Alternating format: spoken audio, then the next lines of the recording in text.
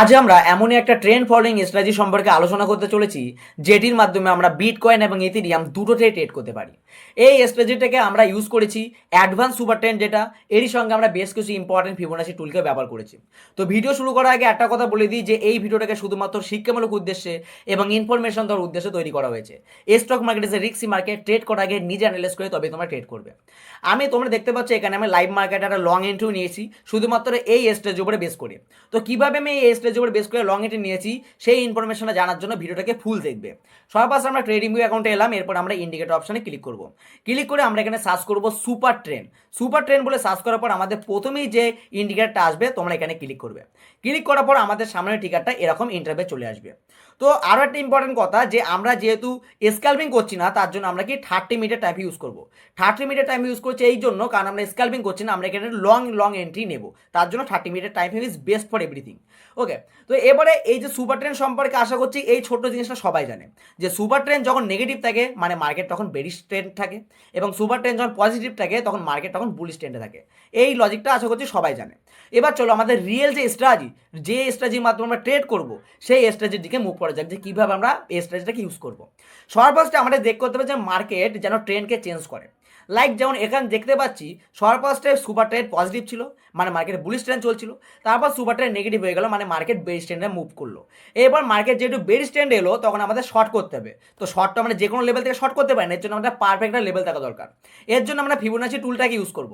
এই ফিবোনাচি টুলটাকে এই যে রেড সুপার ট্রেন্ড হলো, যেখান থেকে সুপার ট্রেন্ড নেগেটিভ হলো সেখান থেকে মার্ক করে, এবং যেই ক্যান্ডেলে সুপার ট্রেন্ডটাকে নেগেটিভ করলো সেই ক্যান্ডেলে আগা পর্যন্ত আমরা ফিবোনাচি টুলটাকে মার্ক করব এবং ওয়েট করবো 50% জোনে রিট্রেস হওয়ার জন্য।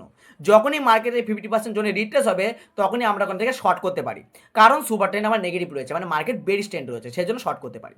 এবং বেশ কিছু এক্সাম্পলের মাধ্যমে আরও বেশি কনসেপ্ট ক্লিয়ার হয়ে যাবে। তো সবার ফার্স্টে আমরা এখানে দেখতে পাচ্ছি যে মার্কেট বেরিশ ট্রেন্ড রয়েছে, তারপরে দেখতে পেলাম যে আমাদের সুপার ট্রেন্ড পজিটিভ হয়ে গেছে মানে মার্কেট বুলিশ ট্রেন্ডে চলে এলো। এবার কি এখান থেকে লং করতে হবে। তো লং তো আমরা যে কোনো লেভেল থেকে করতে পারি না, এর জন্য পারফেক্ট লেভেল থাকা দরকার।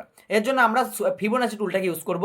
সুপার ট্রেন্ডের গোড়া থেকে, যেখান থেকে সুপার ট্রেন্ড পজিটিভ হয়েছে সেই সুপার ট্রেন্ডের গোড়া থেকে যেই ক্যান্ডেল এই সুপার ট্রেন্ডটাকে পজিটিভ করেছে সেই ক্যান্ডেলের আগা পর্যন্ত আমরা ফিবোনাচি টুলটাকে মার্ক করব।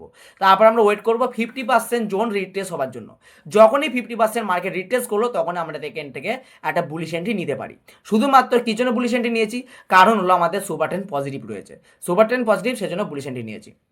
আরও বেশ কিছু এক্সাম্পলের সঙ্গে তোমাদের এই কনসেপ্টটা ক্লিয়ার হয়ে যাবে। সবার ফার্স্টে সুপার ট্রেন্ড পজিটিভ ছিল, সেখান থেকে সুপার ট্রেন্ড নেগেটিভ হলো মানে শর্ট করতে হবে।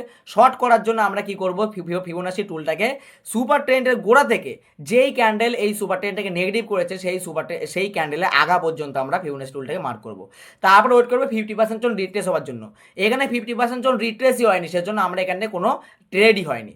তারপরে আমরা দেখতে পাচ্ছি মার্কেট নেগেটিভ থেকে পজিটিভ হয়ে গেছে, সুপার ট্রেন্ড পজিটিভ হয়ে গেছে মানে মার্কেটে বুলিশ এন্ট্রি নিতে হবে। তো বুলিশ এন্ট্রি নেওয়ার জন্য আমরা কি করব, এই সুপার ট্রেন্ডের গোড়া থেকে যেই ক্যান্ডেল এই সুপার ট্রেন্ডটাকে পজিটিভ করেছে সেই ক্যান্ডেলের আগা পর্যন্ত আমরা এই ফিবোনাচি টুলটাকে মার্ক করব এবং 50% জোনে রিট্রেস হওয়ার জন্য ওয়েট করব। যখনই মার্কেটে 50% জোনে রিট্রেস হয়ে গেল তখনই আমরা এখান থেকে লং এন্ট্রি নিতে পারি। তো আরেকটা কথা বলে দিই, তোমরা ফিউচারে ট্রেড করবে না, কারণ ফিউচারে ট্রেড করলে আমাদের কি একটু স্টপ লস হিট হওয়ার চান্স বেশি থাকে, সেই জন্য অপশন হেজিং করে ট্রেড করবে।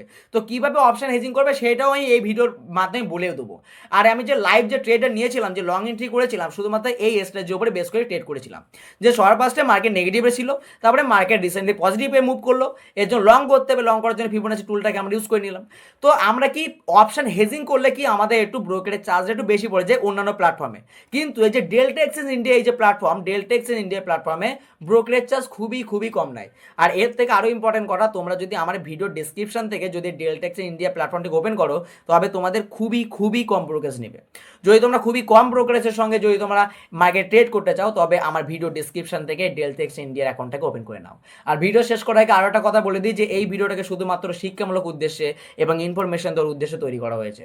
এই স্টক মার্কেট যে রিস্কি মার্কেট, ট্রেড করার আগে নিজে অ্যানালাইজ করে তবে তোমরা ট্রেড করবে।